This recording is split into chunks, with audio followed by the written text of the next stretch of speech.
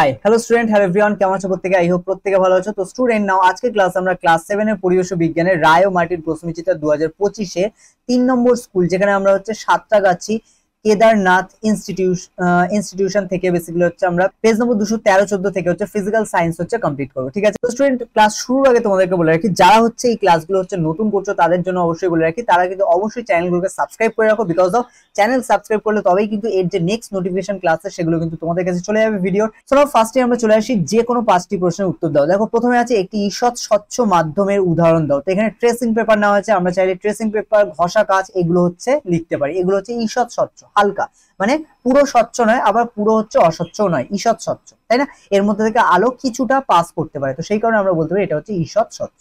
ওকে, নাও next চলে আসি আমরা, বলেছে তড়িৎ চুম্বকের একটি ব্যবহার লেখো। তো তড়িৎ চুম্বকের একটি ব্যবহার, তো বৈদ্যুতিক ঘন্টা বা লিফটের দরজা খোলার যন্ত্রে তড়িৎ চুম্বকের ব্যবহার করা হয়। এছাড়া আমরা বলতে পারি বৈদ্যুতিক ঘন্টা ছাড়া আমরা যে বাড়িতে ফ্রিজ ব্যবহার হয় সেখানেও কিন্তু দরজাতে আমাদের তড়িৎ চুম্বক ব্যবহার করা হয়। তারপরে 3 নম্বর কোয়েশ্চেন কি বলেছে দেখো, একটি বিক্ষিপ্ত প্রতিফলনের উদাহরণ দাও। বিক্ষিপ্ত প্রতিফলন, তো দেওয়ালে আলো পড়লে আলো চারিদিকে ছড়িয়ে যায়, এটি একটি বিক্ষিপ্ত প্রতিফলনের উদাহরণ। এছাড়া আমরা বলতে পারি সিনেমার পর্দায় আলো পড়লে সেটি ছড়িয়ে যায়, যার ফলে সিনেমা হলে থাকা দর্শকদের, প্রত্যেক কোনায় থাকা দর্শকদের বা হচ্ছে প্রত্যেক কোনায় বসে থাকা দর্শকদের চোখ পর্যন্ত আলো যায় এবং তারা হচ্ছে সিনেমাটি দেখতে পারে। এটাও একটি বিক্ষিপ্ত প্রতিফলনের উদাহরণ। ওকে, নাও 4 নম্বর চলে আসি, বলেছে চৌম্বক দৈর্ঘ্য চুম্বকের জ্যামিতিক দৈর্ঘ্যের কত গুণ। তো চৌম্বক দৈর্ঘ্য চুম্বকের জ্যামিতিক দৈর্ঘ্যের প্রায় 0.8 গুণ। ওকে, 5 নম্বর বলেছে বাল্বের ফিলামেন্ট কোন ধাতু দিয়ে তৈরি। তো বাল্বের ফিলামেন্ট আমাদের টাংস্টেন ধাতু দিয়ে তৈরি, এটা মনে রাখবে। আমাদের রাজ্যে কোথায় বায়ুকল থেকে বিদ্যুৎ শক্তি উৎপন্ন করা হয়। তো এটা আমাদের বকখালিতে হচ্ছে বায়ুকল থেকে বিদ্যুৎ শক্তি উৎপন্ন করা হয়। নেক্সট চলে আসো, যে কোনো 5টি প্রশ্নের উত্তর দাও। পরিবেশ বান্ধব শক্তি বলতে কি বোঝায়। তো যেসব শক্তি প্রাকৃতিক উৎস থেকে পাওয়া যায় এবং পরিবেশ দূষণ না করে পুনর্ব্যবহারযোগ্য হয়। এখানে একটু এটা একটা টাইপিং এর প্রবলেম চলে এসেছে, তো এটা হচ্ছে পুনর্ব্যবহারযোগ্য হয়, সেগুলিকে আমরা পরিবেশ বান্ধব শক্তি বলি, যেমন সৌরশক্তি, বায়ুশক্তি, জলশক্তি ইত্যাদি। ওকে, নেক্সট চলে আসো, ফিউজ তার ব্যবহার করা হয় কেন। তো দেখো ফিউজ তার কেন ব্যবহার করা হয়, অতিরিক্ত তড়িৎ প্রবাহ পাঠালে, মানে অতিরিক্ত তড়িৎ প্রবাহ প্রবাহিত হলে ফিউজ তার গলে গিয়ে সার্কিট ভেঙে দেয় বা সার্কিট হচ্ছে বিচ্ছিন্ন করে, ফলে বৈদ্যুতিক যন্ত্রপাতি ক্ষতির হাত থেকে বা নষ্ট হওয়া থেকে হচ্ছে রক্ষা পায়, সেই কারণেই ফিউজ ব্যবহার করা হয়। দেন চলে আসো, বর্তমানে বাজারে এলইডি লাইট বেশি পরিমাণে ব্যবহার করা হচ্ছে কেন। কারণ দেখো এলইডি লাইট হচ্ছে কম বিদ্যুৎ খরচ করে, কারণ আগে যেখানে হচ্ছে এক একটা বাল্ব হচ্ছে 100 ওয়াট হতো, সেখানে দেখো এলইডি গুলো কত 9 ওয়াট, 10 ওয়াট, 7 ওয়াট, তাই না? অনেক কম মানে ওয়াট হয়, এবং তারপরে দেখো কত বেশি আলো দেয়। আগে যেখানে 100 ওয়াটের একটা বাল্ব জানা আলো দিত, এখন 7 ওয়াটের একটা এলইডি বা 9 ওয়াটের এলইডি তার থেকেও বেশি আলো দেয়, বুঝতে পেরেছো? তো সেই কারণে কিন্তু এলইডি লাইট হচ্ছে কম বিদ্যুৎ খরচ করে, আবার তার সাথে সাথে হচ্ছে আলো দেয়, আবার পরিবেশ বান্ধব, তাই না? এবং দীর্ঘস্থায়ী, অনেক বেশি দিন হচ্ছে টেকে। তো সেই কারণে আমাদের বর্তমানে এলইডি লাইটের বেশি ব্যবহার করা হচ্ছে।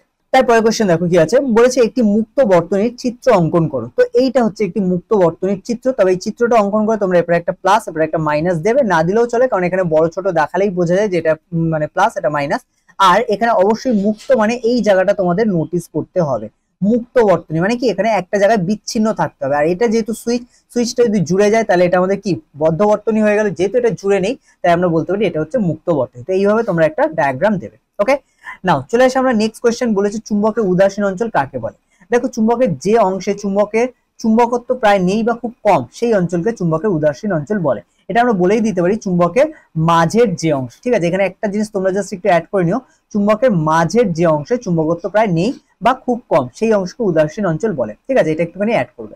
সাধারণত এটি চুম্বকের মাঝামাঝি অঞ্চলে থাকে। আচ্ছা, এখানে যদি অ্যাড করো তাহলে হচ্ছে এই পুরোটা হচ্ছে এতটা বললেই হবে, আর যদি এখানে না অ্যাড করে থাকো তাহলে তোমাদের সাথে এইখানে যেটা দেওয়া আছে তোমরা এইটুখানি লিখতে পারো। ওকে, কারণ সেক্ষেত্রে তোমাদের এখানে আর অ্যাড করার দরকার হবে না, কারণ লাস্টে আমরা অলরেডি লিখে দিচ্ছি যেটা মাঝামাঝি অঞ্চলে থাকে, তাই না?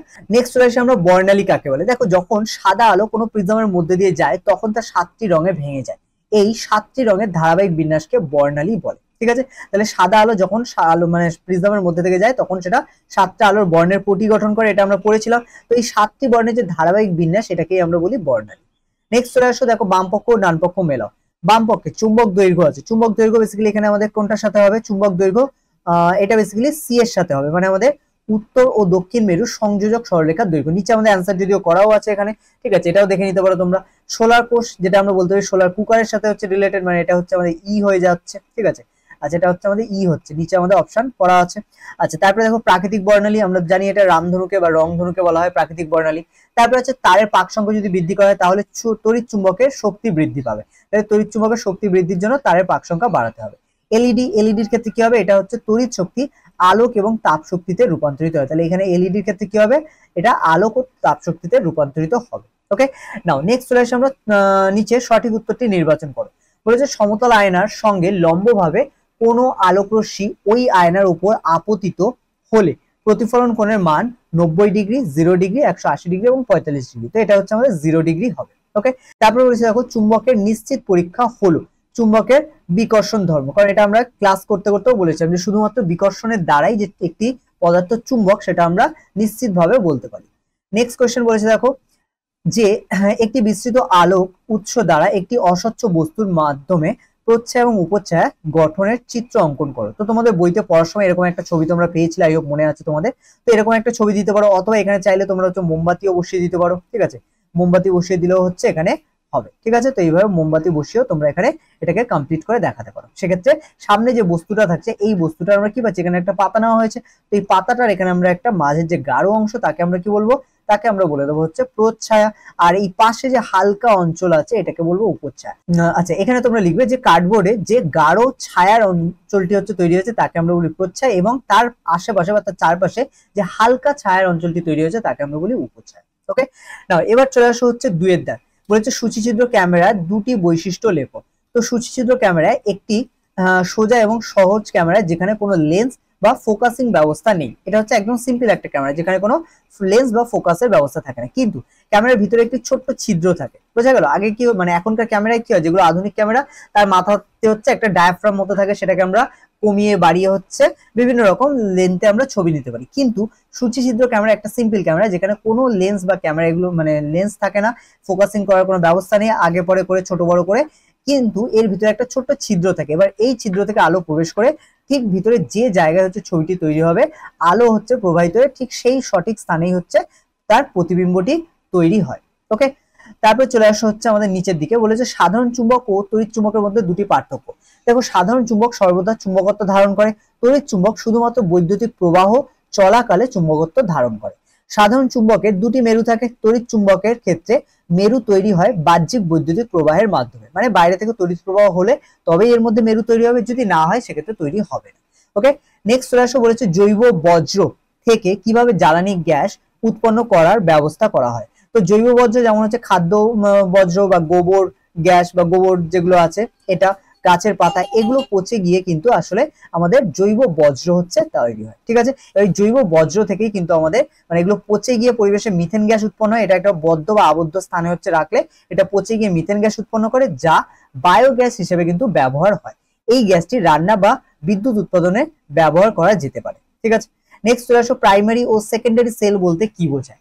তো দেখো প্রাইমারি সেল এটি একবার ব্যবহারযোগ্য ব্যাটারি, যেমন জিঙ্ক কার্বন সেল, বা যা চার্জ করা যায় না। তো আগেকার সময় কি হতো, এক ধরনের ব্যাটারি পাওয়া যেত, এগুলোকে আর চার্জ করা যেত, যেরকম তোমরা দেখেছো পেন্সিল ব্যাটারির মধ্যে কিছু ব্যাটারি আছে যেগুলো রিচার্জেবল, আবার কিছু আছে যেগুলো রিচার্জেবল নয়।